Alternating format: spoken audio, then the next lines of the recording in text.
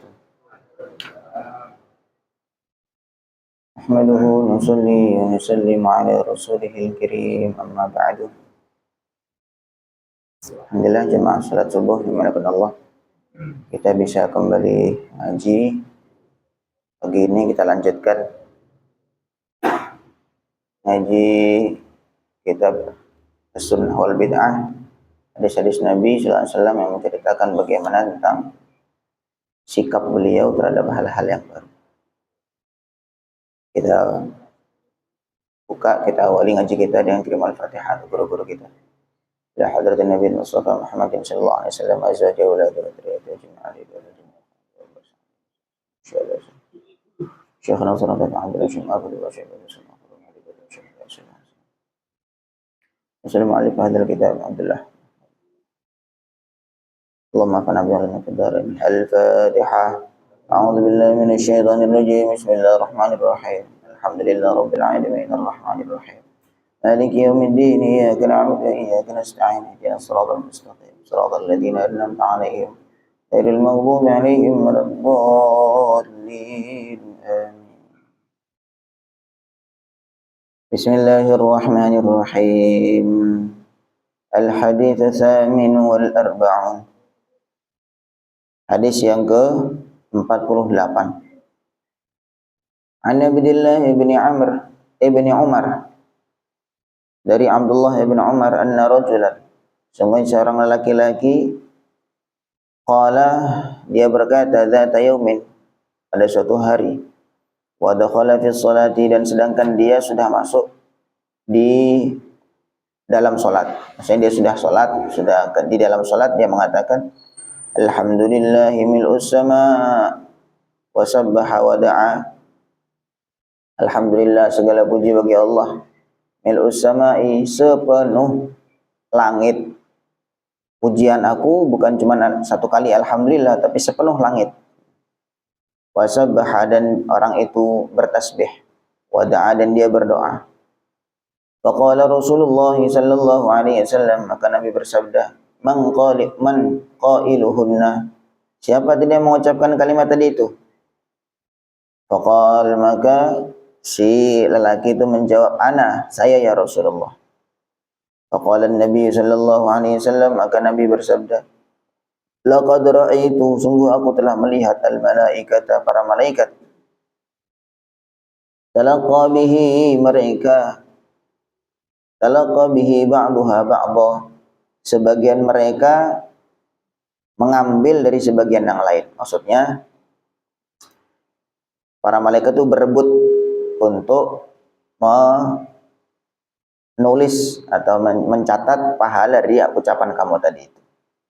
Aku melihat malaikat ba'duha ba'dha talaqqa bihi, sebagian dengan dari sebagian yang lain itu mengambil, saling berebut untuk menulis pahala dari ucapan kamu tadi. Rawahu Ahmad wal Bazzar, diriwayatkan oleh Imam Ahmad dan Imam Al-Bazzar. Wa fihi Atha ibn Sa'ib, di situ ada perawi namanya Atha ibn Sa'ib. Wa huwa thiqatun, Sa'ib itu thiqah, bisa dipercaya. Wa qad ikhtalata, dan tapi ingatannya sudah agak buyar. Walakinnahu, tetapi hadis ini min riwayat Hammad ibn Salamah, dari riwayatnya Hammad ibn Salamah, an Atha, dari Sayyidina Atha, wa Hammad, sedangkan Hammad sami'a minhu, telah mendengar dari Sa'ib tadi yang thiqah, qabla al-ikhtilat, sebelum ingatannya buyar, sebelum ingatannya itu terganggu. Ini pembahasan tentang sanad hadis.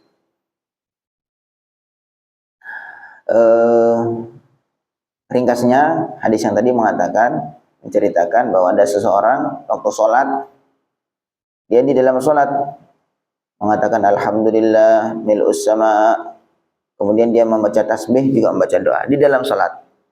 Tentunya dengan doa-doa dan dengan tasbih-tasbih yang tidak diajarkan oleh baginda Nabi sallallahu alaihi wasallam, sehingga akhirnya ditanyakan oleh Nabi.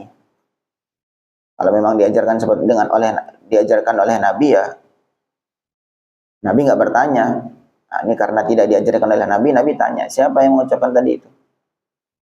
Maka ketika dia menjawab, saya ya Rasulullah. Nah, kemudian Nabi memberitahu, laqad ra'aitul malaikata talaqqa bihi ba'daha ba'dha. Aku telah melihat para malaikat saling berebut untuk menulis atau ucapan kamu di dalam salat tadi. Jadi poinnya adalah sebagaimana yang sebelum-sebelumnya, ketika melihat hal yang baru yang sebelumnya belum diajarkan oleh baginda Nabi Shallallahu Alaihi Wasallam, Nabi itu tidak serta-merta mengatakan ini bid'ah, ini terlarang, ini haram, berdosa dan seterusnya. Tetapi ketika Nabi melihat ini masih dalam koridor syariat, maka Nabi meluruskan, oh ya, kamu benar. Gitu. Ya, pertama kali diperjelas dulu, diperjelas dulu Nabi. Siapa tadi mengucapkan? Kemudian dia beritahu bahwa ini masih dalam koridor syariat. Kemudian Nabi SAW memuji atau membenarkan amalan tersebut. Wallahu a'lam. Al-haditsu tasi'u wal arba'un, hadis yang ke-49, masih mirip-mirip. An Abdullah bin Abi Aufa, dari Abdullah bin Abi Aufa qala, Abdullah mengatakan, jaa rajulun, telah datang seseorang, wa nahnu fi shaffi, sedangkan kami sudah berdiri di shaf salat, khalfan Nabi sallallahu alaihi wasallam, di belakang Nabi sallallahu alaihi wasallam. Fadakhala, maka orang itu masuk fi shaffi, di dalam shaf. Faqal, kemudian dia mengucapkan Allahu akbar kabira wa subhanallahi bukratan wa asila. Allahu akbar, Allah maha besar, kabiran, aku membesarkan Allah dengan sebesar-besarnya. Wa subhanallahi, dan aku memuji Allah, aku mensucikan Allah. Bukratan wa asila, pada waktu pagi dan pada waktu petang. Qal, perawi meriwayatkan, farafa'al muslimuna ru'usahum, kemudian orang-orang pada ngangkat kepala mereka.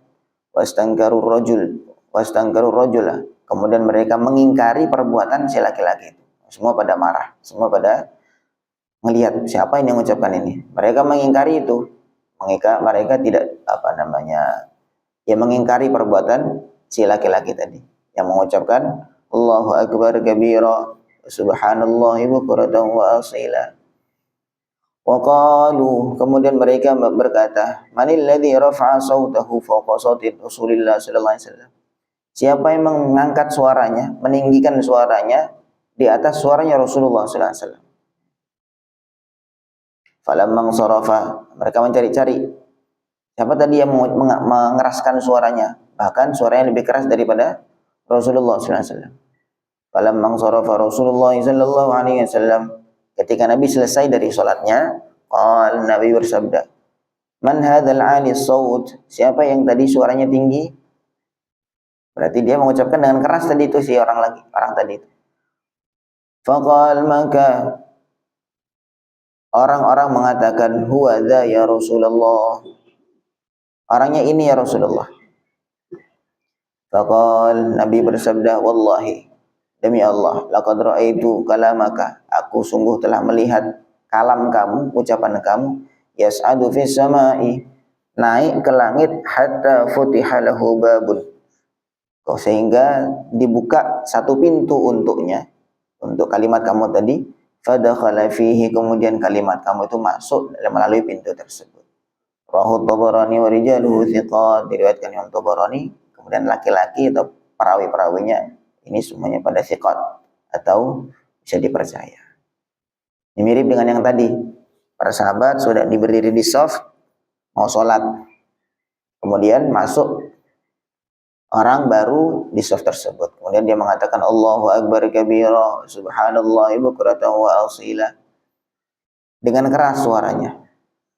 Kemudian orang-orang atau para sahabat waktu itu semua pada mengangkat kepalanya, menoleh, maksudnya noleh, nyari siapa tadi mengucapkan kalimat, kemudian dengan suara keras, bahkan lebih keras daripada suaranya Rasulullah SAW. Karena memang dalam Al-Quran ini memang adab ya. Ya ayyuhalladzina amanu la tarfa'u aswatakum fawqa sautin nabi wa la tajharu lahu bil qawli kajahri ba'dukum li ba'd an tahbata a'malukum wa antum la tash'urun. Di antara adab itu, yaitu tidak boleh mengeraskan suara lebih daripada suaranya baginda Nabi Shallallahu Alaihi Wasallam. Tetapi Nabi di sini tidak mengingkari itu, terkadang karena orang itu tidak tahu, karena jadi sahabat-sahabat Nabi itu tidak semuanya yang dekat dengan Nabi. Kadang-kadang ada orang yang datang dari pedalaman jauh sana, kemudian tiba-tiba datang ikut sholat dengan Nabi atau baru pertama ketemu dengan Nabi, sehingga dia tidak betul-betul tahu tentang perintah-perintah Allah yang mendetail seperti tadi itu. Ini kan lumayan mendetail, sampai suara saja tidak boleh lebih tinggi daripada Rasulullah Sallallahu Alaihi Wasallam. Maka para sahabat yang tahu, yang di sekitarnya, mereka mengingkari, apa ini kok teriak-teriak, suaranya kok lebih keras. Kemudian setelah selesai sholat, Nabi tanya, siapa tadi mengucapkan kalimat yang dengan suara yang tinggi? Maka dikatakan, ditunjuk, ini Rasulullah orang ini. Maka Nabi tidak mengingkari langsung, tidak. Maksudnya dalam hal yang tadi, dalam hal suaranya tinggi, bisa jadi Nabi SAW tidak mengingkari itu karena orang itu memang tidak tahu. Memang orang itu bukan orang yang dekat dengan Nabi SAW sehingga tahu perintah itu, tahu larangan meninggikan suara di hadapan Rasulullah SAW. Tetapi Nabi justru fokus kepada apa yang diucapkan orang tadi itu. Allahu Akbar kabira, subhanallahi bukratan wa asila. Yang mana tentu ini tidak diajarkan oleh baginda Nabi sallallahu alaihi wasallam. Allah alam di sini tidak dijelaskan secara mendetail diucapkannya itu sebelum sholat atau ketika di dalam sholat. Bisa jadi begitu dia masuk dalam shaf, mungkin karena mau persiapan sholat, kemudian dia takbir, tasbih, doa-doa sebelum sholat, Allahu Akbar kabira, subhanallahi bukratan wa asila, dan seterusnya. Balik lagi Nabi SAW menjelaskan itu, wallahi laqad ra'aitu kalamaka yas'adu fis sama. Sungguh demi Allah aku telah melihat kalam kamu, ucapan kamu naik ke langit, hatta futiha lahu babun, sehingga dibukakan satu pintu untuknya, fadakhala fihi, kemudian kalimat itu atau kalam kamu itu masuk melalui pintu yang terbuka itu. Lagi ini masih dalam bab yang sama, bagaimana menyikapi hal-hal yang baru yang belum diajarkan oleh baginda Nabi Shallallahu Alaihi Wasallam. Jadi poinnya bukan Nabi buat atau enggak, bukan. Tetapi bagaimana Nabi mengajari kepada kita semua melihat hal yang baru tuh dilihat ini masih dalam koridor syariat apa enggak. Gitu. Maka yang tahu itu ya para ulama tentunya. Yang mengetahui itu tentunya para ulama. Karena Nabi bahkan di zaman sahabat saja banyak amalan-amalan sahabat tuh yang tidak secara langsung dicontohkan oleh baginda Nabi sallallahu alaihi wasallam. Tetapi tidak semua juga ditolak oleh Nabi sallallahu alaihi wasallam. Nanti di bab berikutnya ada bagaimana sikap-sikap Nabi yang menolak sesuatu yang tidak dalam koridor syariah. Terakhir, al-hadis al-khamsun, hadis yang ke-50. An Uqbah bin Amir anna Nabi sallallahu alaihi wasallam qal, Nabi bersabda li rajulin, kepada seseorang, yuqalu lahu Dzul Bijadain, namanya Dzul Bijadain atau dijuluki Dzul Bijadain. Innahu awwah, sungguhnya Dzul Bijadain itu awwah, maksudnya suka berdoa. Wa dzalika, kenapa kok dijuluki seperti itu? Annahu katsirudz dzikri lillah, karena dia sering sekali zikir kepada Allah Azza wa Jalla fil Quran, di dalam Al-Quran. Wa kana yarfa'u sautahu, dan si Dzul Bijadain itu senantiasa meninggikan suaranya, mengeraskan suaranya fid doa, di dalam doa. Doa dengan keras, dia sering doa, dia sering zikir kepada Allah SWT dengan suaranya keras. Kemudian Nabi menjuluki si Dzul Bijadain itu bukan, wah ini saya nggak pernah ngajarin seperti ini, zikirnya harus perlahan. Enggak. Nabi menyatakan innahu awwah, si Dzul Bijadain ini orangnya awwah itu suka berdoa, suka zikir.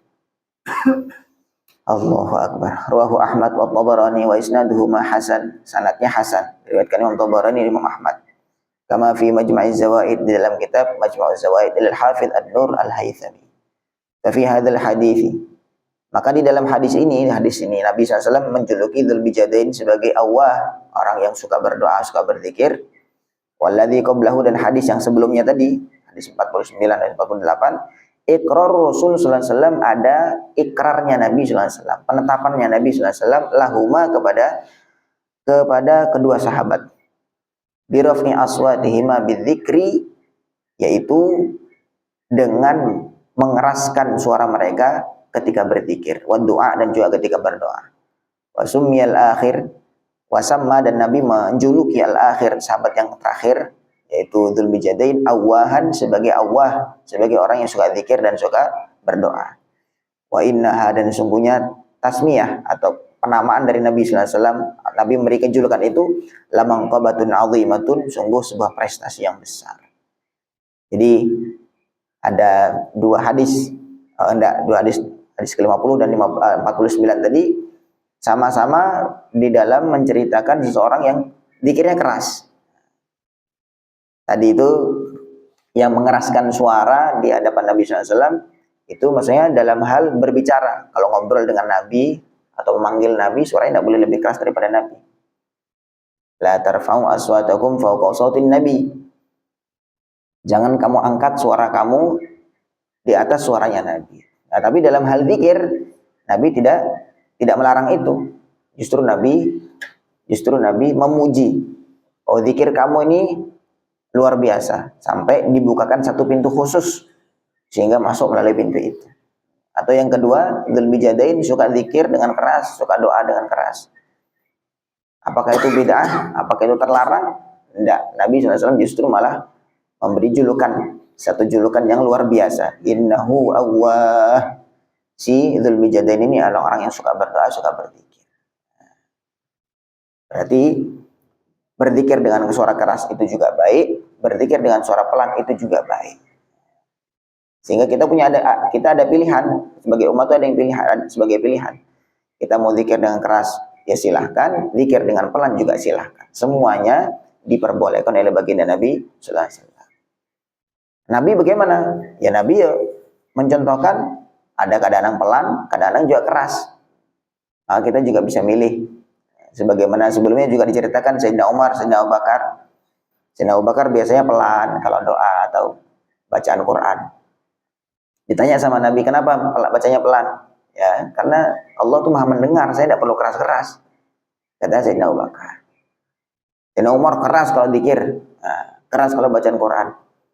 Maka ditanya oleh Nabi, kenapa bacanya keras? Ya Rasulullah, saya bangunkan orang yang ngantuk. Supaya orang-orang yang ngantuk itu terbangun dengan bacaan saya.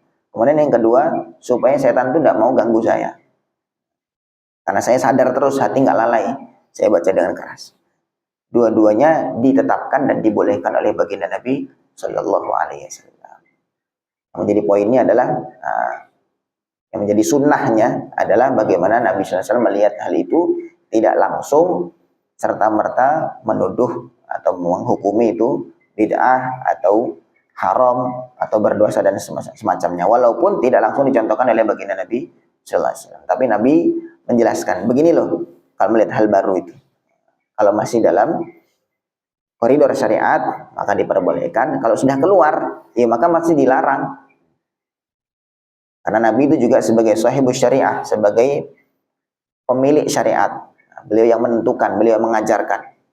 Kalau ada kekeliruan di hadapan beliau, mesti beliau luruskan. Kalau beliau tidak meluruskan, beliau diam saja atau bahkan beliau memuji, maka berarti itu masih dalam koridor syariat, masih dalam syariat beliau sallallahu alaihi wasallam.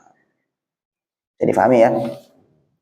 Ini sudah sampai 50 hadis dalil bagaimana ada hal-hal baru di hadapan Nabi sallallahu alaihi wasallam, tapi Nabi tidak langsung menyatakan sebagai perbuatan yang bid'ah atau perbuatan yang dosa. Tidak.